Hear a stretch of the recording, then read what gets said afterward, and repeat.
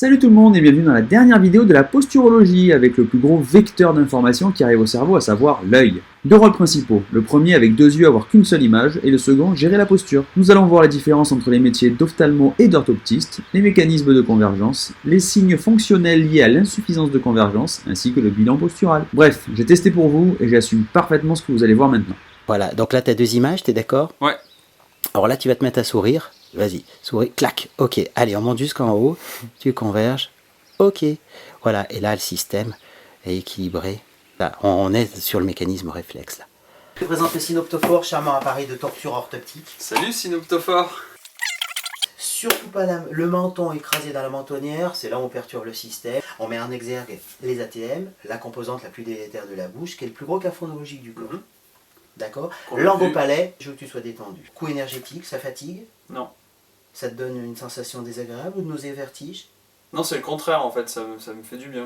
Le cerveau va puiser dans les réserves, puis ça va augmenter le panier de réserve si tu veux, et non pas une stratégie de fixation qu'on t'a appris ici en stimulation, que tu vas devoir reproduire comme on pourrait le faire en orthopsie classique. C'est un peu la différence. C'est génial. Le corps est magique. Et voilà, comme convenu, nous sommes aujourd'hui en compagnie de notre spécialiste, salut Loïc. Salut Lionel. Comment vas-tu? Très bien. Bon, on m'a dit qu'il fallait jeter un œil par là. Ah, si tu veux. Alors, est-ce que tu peux nous en dire plus sur le troisième capteur du coup qu'on voit dans cette série de posturologie, à savoir le capteur œil? Alors déjà, qui dit capteur, dit une notion importante associée, la sensorialité. Capteur sensoriel. D'accord. Combien avons-nous de sens d'ailleurs, Lionel? Alors on dit 5, mais moi je dirais 6. Ouais, moi je dirais 7. Non. Qui dit mieux?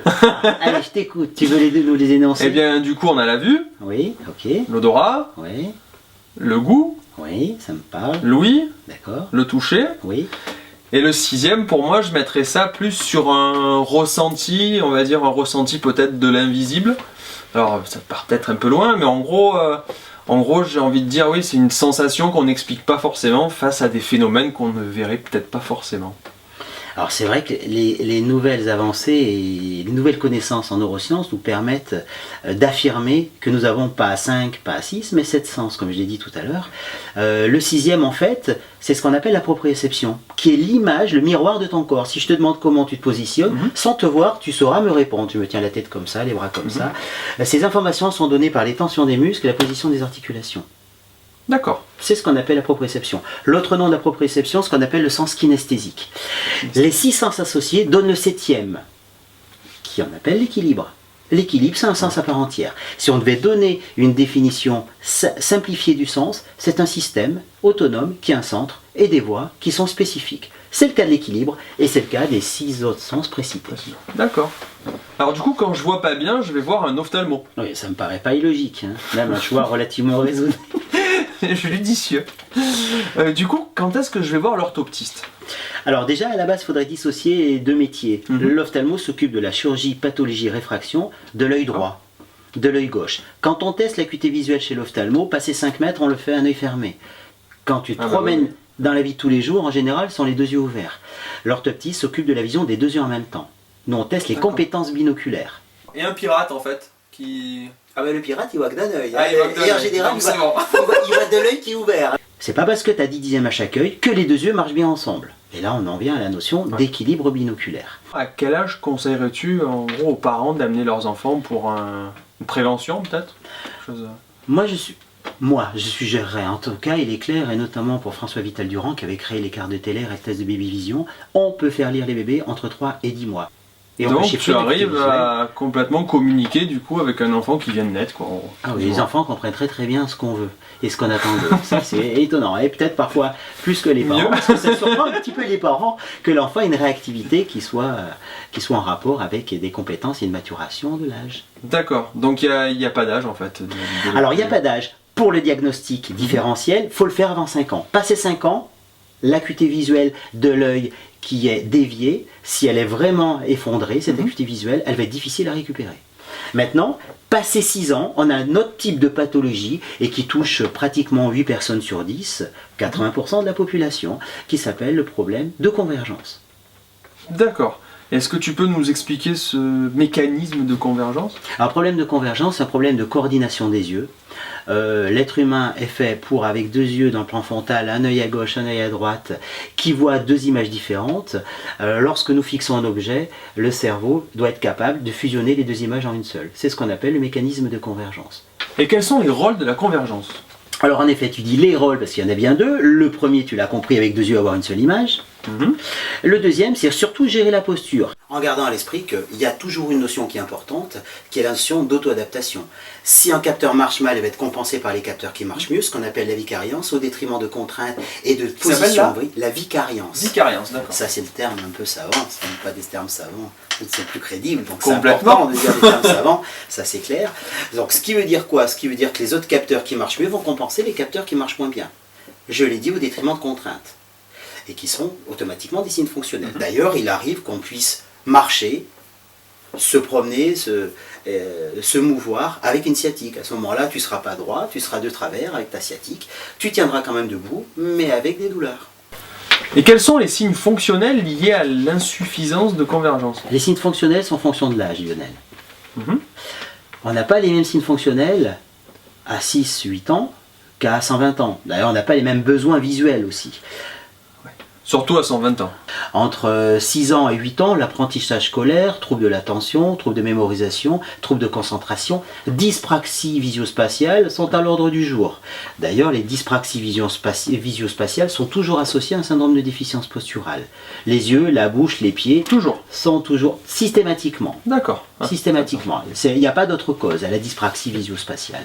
D'ailleurs, dans les dyspraxiques, il y a 4 types de dyspraxiques, le dysphasique, le dyscalculique, le dysorthographique et le dyslexique.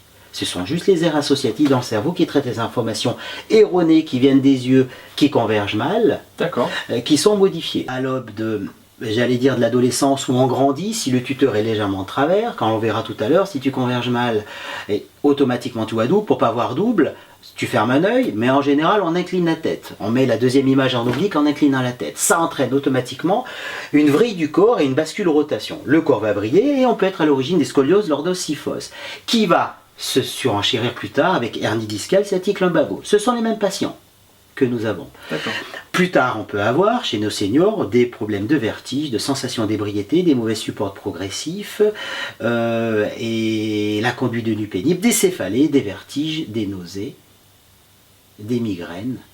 Ça rentre aussi dans les signes fonctionnels de l'insuffisance de convergence. Ça doit toucher à peu près 80% de la population. Ça touche quand même pas mal de personnes, oui. On a automatiquement un nombre de patients éligibles à la problématique orthoptique relativement importante. Et si vous aussi vous êtes éligible, n'hésitez pas à aller consulter un orthoptiste. Comment diagnostiques-tu un problème de convergence chez les patients? On teste, Lionel, les capacités et les compétences binoculaires en réalisant un bilan orthoptique. Nous avons à nos dispositions un panel d'outils et notamment de tests de relief divers et variés qui nous permettent de tester tes compétences binoculaires. Allons-y. Que vois-tu? C'est parti. Je vois en 3D. Excellent. Une étoile, un chat, une voiture. D'accord. C'est rigolo. Je touche une voiture. Très bien. Alors ce test-là, tu peux être rassuré, si tu ne le vois pas, ça devient compliqué, mais si tu le vois, ça veut juste dire que tu as une vision binoculaire et que tu es éligible à la stimulation orthoptique. Ça ne veut pas dire que tu converges bien. Maintenant, si tu convergeais bien, tu devrais percevoir cette 3D-là, active. Je te rappelle, qui dit bonne perception 3D, dit bon relief. Bon relief, bonne convergence, corps droit. Si tu perçois pas cette 3D, ça veut dire que tu converges mal. Je vois rien. Je vois pas de 3D. Je suis fier de toi. Donc en gros, tu es éligible à la stimulation orthoptique. Alors, non, ce qui peut expliquer en grande partie tous tes troubles posturaux. Et là, ce reflet de cette vision 3D est le reflet de tes capacités, tes compétences binoculaires. Ce premier test-là, au départ, valide que ça marche mal. Maintenant, je vais te montrer que les performances qui sont responsables de ta mauvaise qualité de la perception 3D sont en fonction de ton incapacité à converger parfaitement bien.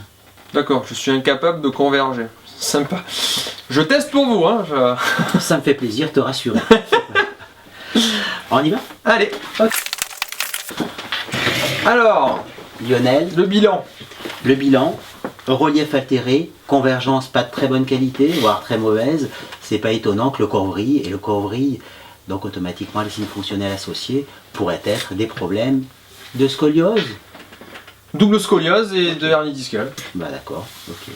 Bon. Alors après, bien sûr, t'imagines cervical, bassin, genou, cheville, tout pourrait être inclus avec des entorses et tout Genou le aussi, reste. ouais. Genou. Donc à la base, eh ben, tu es éligible à la stimulation orthoptique. Alors après, à faire le choix, l'orthopsie posturale, l'orthopsie classique, ça c'est pas un souci. Il reste juste après à trouver le thérapeute qui stimule le mécanisme pour rendre le système harmonieux et redonner au corps ce qu'on appelle l'eutonie musculaire, c'est-à-dire un corps aligné sur une posture équilibrée. Les contraintes articulaires et musculaires seront moindres et les douleurs devraient diminuer. Il y a la notion de biomécanique, les trois capteurs, les yeux. L'antenne, les pieds, l'interface entre sol et déséquilibre qui sont en rapport avec les yeux, qui permet d'équilibrer le système, et la bouche qui est le plus gros perturbateur, notamment avec la mâchoire. Donc ça on l'a vu. Maintenant il y a d'autres causes de décompensateurs de l'équilibre postural, D'accord. notamment la respiration.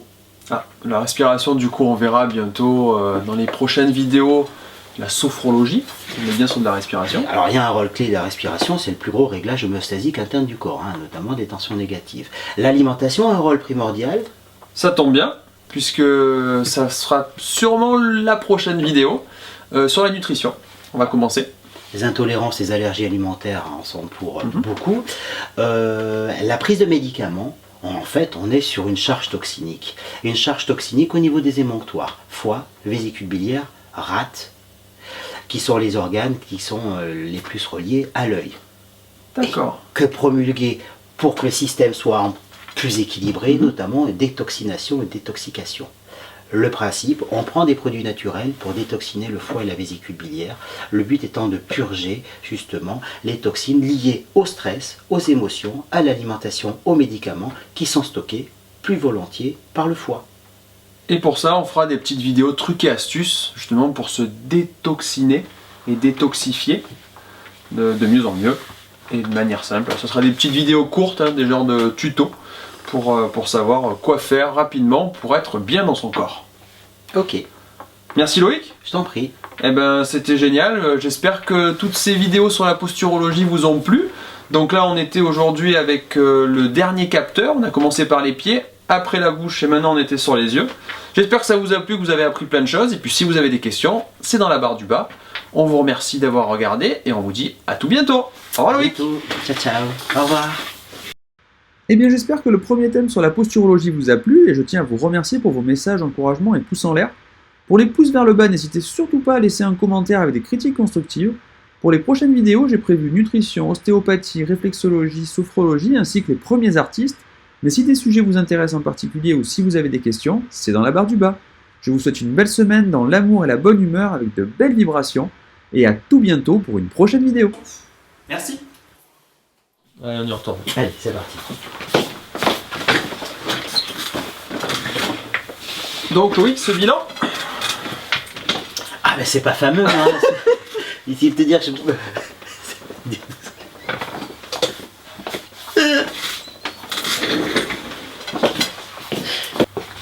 Et voilà, comme convenu, nous sommes aujourd'hui en compagnie d'un spécialiste. Salut Loïc. Je te salue Lionel.